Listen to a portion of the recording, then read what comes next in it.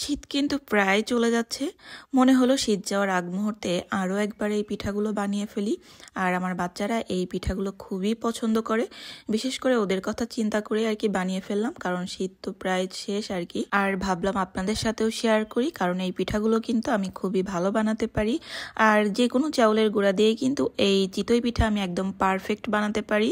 ফুল রেসিপিটাই আপনাদের সাথে শেয়ার করার চেষ্টা করেছি, আশা করছি দেখলে আপনাদের কাজে লাগবে।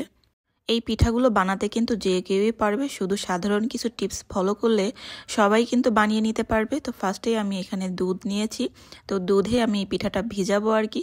এই জন্য তো 1.5 লিটার দুধ আমি এখানে জাল করতে বসিয়ে দিয়েছি, আর এদিকে হচ্ছে পানি গরম করতে বসিয়ে দিয়েছি। আর আমি এখানে নিয়েছি বাজারের কেনা শুকনো চালের গুঁড়া আর কি। তো আমি আজকে শুকনো চালের গুঁড়া দিয়ে বানাবো। একটা সময় ছিল আমার ধারণা যে শুকনো চালের গুঁড়া দিয়ে পিঠা হয় না, তো তেমন কিছুই না, যে কোনো চাউলের গুঁড়া দিয়েই পিঠা বানানো যায়। আমি আর কি বানিয়েছি, তো সেই অভিজ্ঞতা থেকেই বললাম। এখানে শুধু সাধারণ কিছু টিপস ফলো করতে হয়। আর এই পিঠা বানাতে শুধু চাউলের গুঁড়া, স্বাদ মতো একটু লবণ আর পানি, এর বাইরে আর অন্য কোনো কিছুই লাগবে না। তো ফার্স্টে চাউলের গুঁড়ার মধ্যে কিন্তু স্বাদ মতো লবণ দিয়ে দিয়েছিলাম। আর এখানে নিয়ে নিলাম গরম পানি। এটা মোটামুটি গরম আর কি, ফুটন্ত গরম না, আবার একেবারে উষ্ণ গরমও না, মাঝামাঝি আর কি গরম থাকবে। আঙ্গুল সহ্য করা যাবে না এমন গরম। তবে বেশি গরম দিলে হয় কি, পিঠাটা একদমই সফট হয়ে যায়, ভেঙে যায়। তো এখানে গরম বেশি হইলে কোনো সমস্যা হয় না, তবে গরম কম হলে সেক্ষেত্রে পিঠা ভালো হতে চায় না, এটাই আর কি। তো আমি প্রথম অবস্থায় অল্প পানি দিয়ে এটা ভালো করে ফেটিয়ে নিয়েছি।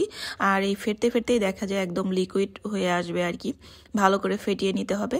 তারপরে কিন্তু আমি অল্প অল্প করে পানি দিয়ে এই যে এইভাবে লিকুইড করে নিয়েছি। আর এদিকে আমি পিঠা বানানোর জন্য নিয়েছি একটা ছাঁচ, আর এই ছাঁচটা হচ্ছে লোহার ছাঁচ। ছাঁচটা আমি ফার্স্টেই ভালো করে গরম করে নিয়েছি, একটু সরিষার তেল দিয়ে ভালো করে মুছে নিয়েছি, যেন পিঠাগুলো নিচে ধরে না থাকে, সহজে আর কি উঠে আসবে এই জন্য আর কি। তারপরে ঢাকনা দিয়ে ঢেকে কিন্তু আরও একটু ভালো করে গরম করে নিয়েছি। আর এদিকে হচ্ছে আমি গুড় আর দুধটা মিলিয়ে রাখলাম, আমি বরাবরই এমনই করি। আর এই যে পিঠাগুলো কিন্তু আমি ছাঁচের মধ্যে দিয়ে দিয়েছি।